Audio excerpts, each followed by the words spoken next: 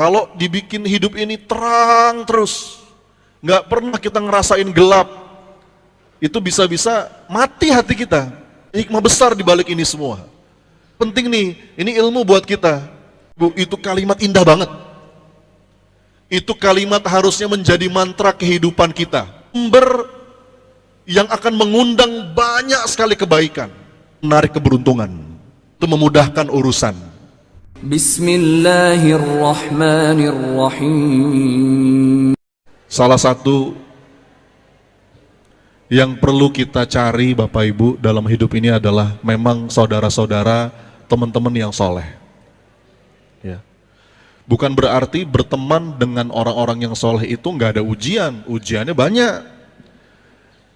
Tetap kita perlu bersabar dalam ukhuwah, tapi sebisa mungkin kalau kita ada dalam lingkungan soleh, lingkungan yang baik, punya kawan yang selalu ngajak kita pada kebaikan, punya kawan yang selalu ngajak kita untuk mengingat Allah, pegang erat, jangan sampai lepas, karena demi Allah itu rezeki yang besar. Rezeki yang besar setelah iman, setelah kesehatan, itu adalah teman-teman, saudara-saudara yang soleh-soleha. Mudah-mudahan Bapak Ibu Allah izinkan kita bisa jumpa lagi di surganya kelak nanti ya. Ingat-ingat saya juga kalau nggak ngelihat saya nanti di sana. Kita balik lagi ke pembahasan.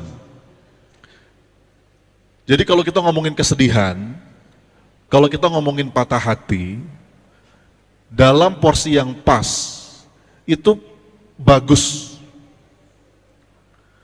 Perlu kita 1-2 momen dalam hidup itu merasakan patah hati.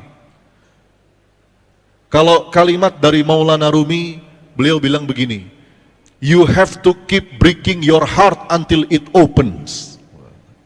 Coba diulangi Bu.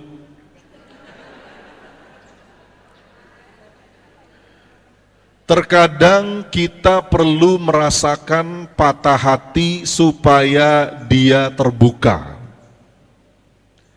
Jadi ketika hati kita patah, Bapak Ibu, dari celah-celah patahan hati itu ada cahaya hidayah yang masuk, yang dengannya kita sadar, yang dengannya kita menemukan hakikat kehidupan. Mungkin dari patah hati itu kita belajar, oh iya ya, ternyata gini ya, sakitnya berharap kepada manusia. Sudahlah, mulai sekarang saya kapok berharap lagi kepada manusia. Saya pengen berharap kepada Allah saja. Jadi bagus nggak? Jadi bagus. Bahkan kalau kata Sayyidina Ali, aku sudah pernah merasakan semua kepahitan hidup, tapi tidak ada yang lebih pahit dari pahitnya berharap kepada manusia. Kadang-kadang patah hati itu memberikan kita pelajaran yang sangat penting. Orang itu baru sadar kalau dia udah mentok. Orang itu baru sadar kalau hatinya udah patah. Jadi kalau sikap kita, kalau respon kita tepat, justru kalau lagi patah hati, kalau lagi sedih, itu mestinya mengantarkan kita kepada sang pemilik hati, Allah Azza wa Jalla. Karena yang bisa menyembuhkan hati hanya Dia.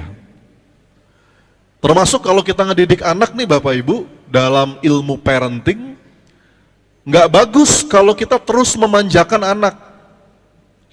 Apa yang dia mau kita turutin terus. Dimanja secara berlebihan. Sampai-sampai anak itu nggak pernah ngerasain susah. Anak itu nggak pernah ngerasain kecewa. Itu anak-anak yang model seperti itu, mentalnya rapuh. Justru kalau kita lihat Bapak Ibu, tokoh-tokoh hebat sepanjang sejarah, termasuk Rasulullah Muhammad SAW, bisa menjadi manusia terbaik itu diantaranya memang proses tarbiyah yang Allah berikan. Bahkan dari kecil dia udah merasakan banyak luka. Betul Bu? Apa lukanya Rasulullah? Bahkan masih dalam kandungan ayahnya udah meninggal gitu ya. Ada hikmah besar di balik ini semua. Begitu lahir, masih kecil, ditinggal sama ibunya. Diurus sama kakeknya.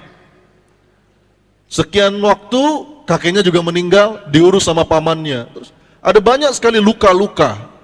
yang Rasulullah rasakan, kesedihan demi kesedihan yang Rasulullah rasakan bahkan dari kecil, tapi itu membentuk pribadinya agar punya mental yang tough, mental yang kuat. Jadi kadang-kadang ayah bunda, ini disclaimer awal dulu nih perlu saya sampaikan. Kita perlu ngerasain patah hati supaya kita belajar.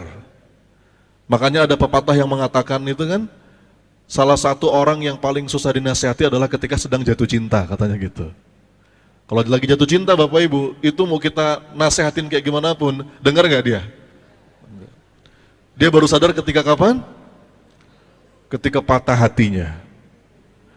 Ya. Kadang-kadang kita perlu bikin anak itu ngerasa gak dapat apa yang dia inginkan, supaya dia belajar. Bahkan anak itu perlu ngerasain konflik. Dari konflik itu kita menemukan banyak hikmah dan hakikat kehidupan. Poin saya, kesedihan, patah hati dalam dosis yang tepat itu bagus. Ya. Bahkan kata salah seorang ulama, Allah itu dekat dengan hamba-hamba yang sedang patah hatinya. Ya. Karena biasanya orang kalau lagi patah hati itu Bu ya, ini kalau imannya bagus, kalau fondasi ilmu agamanya bagus, biasanya kalau kita patah hati, kita pergi kemana? Kita pergi ke Allah. Sujud jadi lebih bisa kita hayati. Doa, munajat jadi lebih mesra. Kalau dibikin hidup ini terang terus, nggak pernah kita ngerasain gelap, itu bisa-bisa mati hati kita. Maka di antara hikmah Allah pergilirkan episode kehidupan. Wa tilkal ayyamu nudawiluha bainan nas. Allah pergilirkan hari-hari di antara manusia. Gak mungkin kita di atas terus, ada kalanya kita jatuh terperosok ke bawah. Betul? Gak mungkin kita punya uang terus, ada kalanya kita gak punya uang. Betul Bu? Sering. Gak usah curhat gitu dong. Gak mungkin orang muji-muji kita terus, ada kalanya kita dihujat, dicaci. Gak mungkin kita dideketin terus, ada kalanya orang menjauh dari kita. Tapi dari pengalaman-pengalaman itu kita belajar. Ya. Ada sebuah nasihat indah dari Imam Syafi'i rahimahullah. Agar hidup kita tenang, apapun pergiliran episodenya. Kata beliau begini, Da'il ayyama taf'alu ma tasha'u watib nafsan idha hakamal qada'u. Biarkanlah hari-hari itu bertingkah semaunya. Biarin, namanya hari-hari itu Bapak Ibu ada pergiliran, kita akan dapat bagiannya. Nyamankanlah jiwamu ketika qada Allah itu tiba. Karena Allah itu kalau menetapkan satu takdir, pasti tidak akan lepas dari sifatnya yang maha adil. Allah nggak mungkin zalim. Ketika Allah menetapkan suatu takdir, pasti tidak akan lepas dari sifatnya yang maha benar. Allah nggak mungkin salah. Ketika Allah menetapkan suatu takdir, pasti nggak akan lepas dari sifatnya yang maha bijaksana. Allah nggak mungkin sembarangan. Nyamankanlah, kata Imam Syafi'i, Da'il ayyama taf'alu ma tasha'u watib nafsan idha hakamal qada'u wala tajza li nazilatil layali fama li hawadisid dunya baqa'u. Jangan engkau gelisah oleh datangnya malam, karena di dunia ini tidak ada yang abadi. Malam bukan akhir dari segalanya. Nanti insya Allah terbit fajar, matahari akan bersinar kembali. Ini belum kiamat. Ya, makanya di antara ciri orang beriman itu Bapak Ibu, dalam Quran, energi hatinya itu stabil. Dalilnya itu, likaila ta'sau ma fatakum wala tafrahu bima atakum wallahu la yuhibbu kulla mukhtalin fakhur. Orang beriman itu kalaupun dia berhasil meraih apa yang dia inginkan, seneng nggak? Seneng, tapi senengnya nggak melewati batas. sampai bikin sombong, bangga diri. Dan kalaupun dia gagal, sedih nggak? Mungkin sedih, tapi sedihnya pun nggak melampaui batas. Sampai dia bikin putus asa, depresi, naudzubillah. Jadi semua itu sekadarnya, energi hati yang stabil. Orang kalau nggak beriman Bapak Ibu, kalau lagi berhasil, senengnya lewat batas, euforia, berbangga diri, merasa hebat dengan apa yang dia punya. Ini karena kerjaku. Dia mewarisi kalimatnya Qarun, innama utituhu ala ilmin indi. Apa artinya? Semua ini karena ilmuku, karena kehebatanku. Itu udah kelewat batas. Dan kalau lagi nggak dapat apa yang dia inginkan, sedihnya juga kelewat batas. Sampai-sampai bunuh diri, naudzubillah. Maka kita itu punya ganjel atas dan punya ganjel bawah. Ganjel atas namanya apa? Ganjel atas namanya syukur, ganjel bawah sabar. Itu dua ganjel yang akan membuat energi hati kita stabil. Jadi poin saya apa? Sedih, patah hati adalah sebuah kewajaran hidup Bapak Ibu. Kadang-kadang punya efek yang positif. Hanya saja jangan sampai kelewat batas. Kenapa? Karena kalau kelewat batas, setan seneng. Ya, nih saya bacain. Ada sebuah kalimat dari Imam Ibnul Qayyim rahimahullah. Beliau mengatakan, al-huznu yud'iful qalbah. Kesedihan itu melemahkan hati. Wa yuhinul azma, melemaskan tekad kebaikan. Wa yudirul iradata, dan membahayakan kemauan berbuat baik. Tuh, Bu. Orang itu kalau lagi sedih, pasti lemah hatinya, lemes tekadnya, dan dia nggak mau, nggak kehilangan tekad untuk berbuat baik. Betul nggak? Orang kalau lagi sedih kan bawaannya mager, Bapak Ibu. Betul? Tahu mager? Mager apa mager? Orang kalau lagi sedih kan bawaannya mager gitu ya. Ada nggak di sini yang lagi sedih cuci piring? Di sini ada nggak yang sedih beres-beres dapur gitu? Ngosrek kamar mandi gitu, Bu? Kenapa kok sekarang jadi rajin banget? Saya lagi sedih. Ada yang gitu? Kalau ada yang kayak gitu bagus ya. Sering-sering sedih aja ya. Tapi kalau kita ngelakuin itu dalam rangka menyibukkan diri agar nggak berlarut-larut, itu nggak apa-apa. Cuma maksud saya, secara psikologis orang itu kalau lagi sedih dia kehilangan energi, betul? Jadi malas ngapa-ngapain. Nanti fatalnya Bapak Ibu, apa kondisi yang paling fatal? Dia mengutuk takdir, naudzubillah. Dia marah, dia nggak ridho sama takdir ketetapan Allah. Udah, kalau sudah sampai situ, setan menang udah.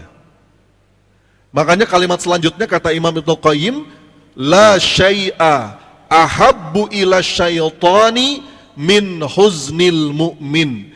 Tidak ada sesuatu yang lebih disenangi oleh setan melebihi kesedihan orang-orang yang beriman. Lihat Bapak Ibu.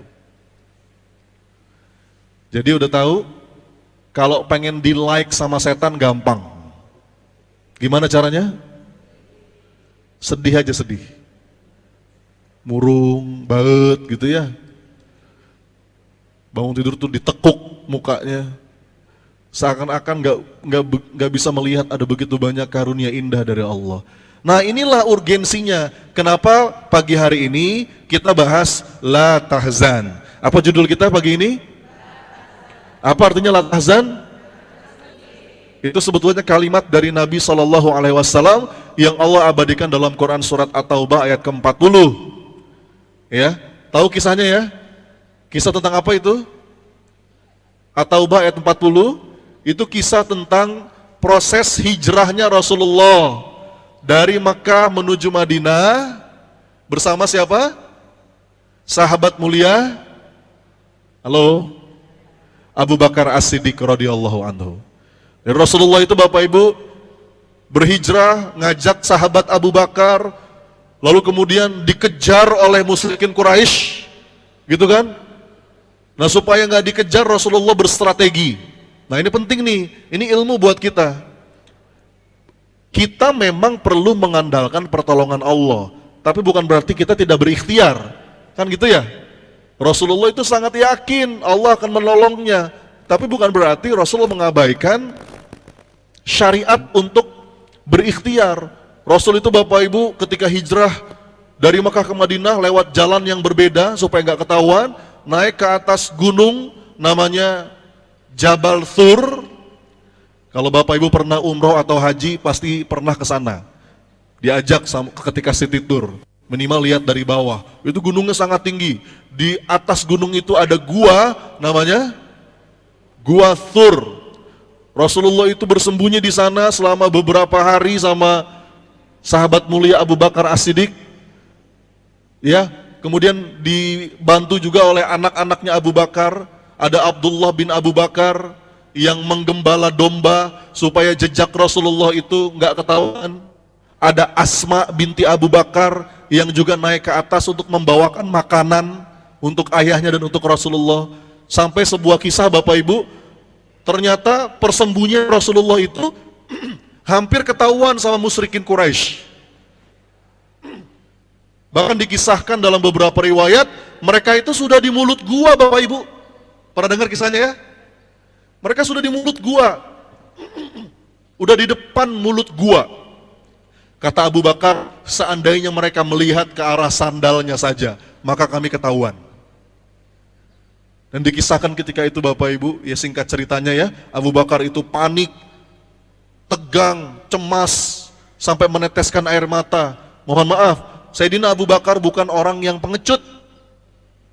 Sayyidina Abu Bakar bukan takut terjadi apa-apa dengan dirinya, bukan. Tapi apa yang dia takutin?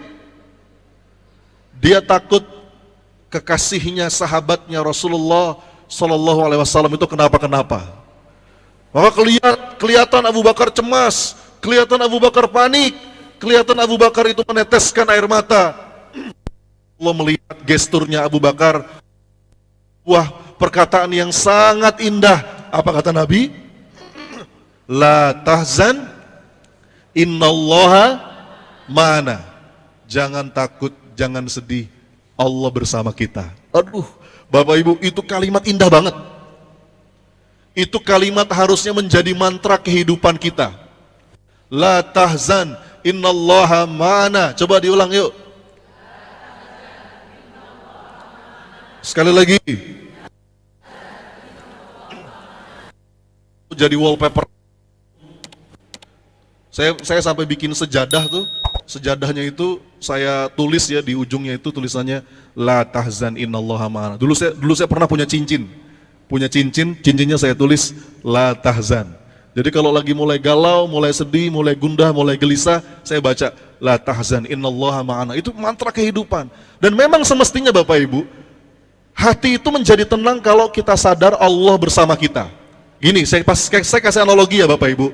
Saya kasih analogi. Saya mau nanya, Bapak Ibu ada nggak di sini yang pernah ngerasain punya rumah di kampung?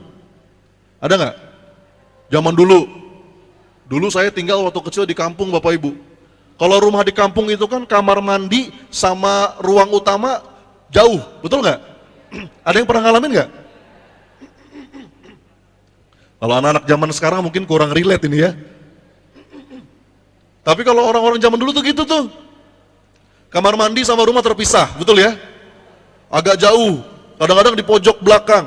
Nah dulu saya itu Bapak Ibu, waktu kecil, kalau misalkan malam-malam nih Bu, tiba-tiba mau ke kamar mandi, itu rasanya gimana kira-kira? Takut kan ya Bu ya? Takut, merinding. Nah coba saya mau nanya, dalam keadaan kayak begitu, dalam keadaan saya takut, saya mau ke kamar mandi, kira-kira apa yang saya lakukan? Apa yang saya lakukan? Bangunin siapa? Mungkin bangunin ibu, mungkin bangunin nenek, ya. Mungkin bangunin bibi kita. Kita bilang, Mah atau Mak, Bi, temenin yuk. Aa mau ke kamar mandi. Ya. Karena kalau sendiri takut tuh, Bu, apalagi malam-malam, banyak pohon-pohon. Kan kampung gitu ya? Ada pohon nangka lah, pohon ini. Itu begitu kita ke sana kan namanya anak-anak ya. Apa bayangannya, imajinasinya kemana-mana tuh ya. Wah nanti di atas ada apa putih-putih gitu kan. Ada suara apa, suara. Kita bangunin ibu kita bangunin nenek kita. Nek, temenin yuk mau ke kamar mandi. Oh iya, ditemenin kita tuh sampai kamar mandi. Pertanyaan saya, begitu ditemenin, hatinya gimana? Hatinya gimana? Tenang, hatinya nyaman. Nah, saya mau nanya sekarang. Padahal situasinya berubah nggak? Gelapnya tetap sama, pohonnya sama, keadaannya sama. Gak ada yang berubah dari keadaannya. Kamar mandinya sama di situ, jalannya sama, gelapnya sama, pohonnya sama. Tapi kenapa kok kita tenang? Kenapa kok kita jadi nyaman? Kenapa? Karena kita tahu kita ditemenin. Itu rumus kehidupan. Makanya la tahzan innallaha ma'ana. Ini keren banget. Kalimat itu semestinya menenteramkan jiwa kita, menyamankan hati kita. Karena kalimat menjelaskan Allah bersama kita. Mungkin sekarang keadaan hidup kita dengan berbagai macam cerita. Ada kesedihan-kesedihan, ada kecemasan-kecemasan, takut ini, takut itu, takut begini, takut begitu. Tapi kalimat ini harus menenteramkan kita. Ya, keadaannya berubah, ancamannya masih ada, kondisinya masih sama, tapi kita tenang. Kenapa? Allah bersama kita. La tahzan, innallaha ma'ana. Allah bersama kita. Bapak Ibu ngomong-ngomong, Allah gak pernah kemana-mana. Kita yang sering ninggalin Allah. Aku hadir tapi engkau lupa untuk datang. Kata syairnya Maulana Rumi. Allah bahkan nungguin kita untuk balik.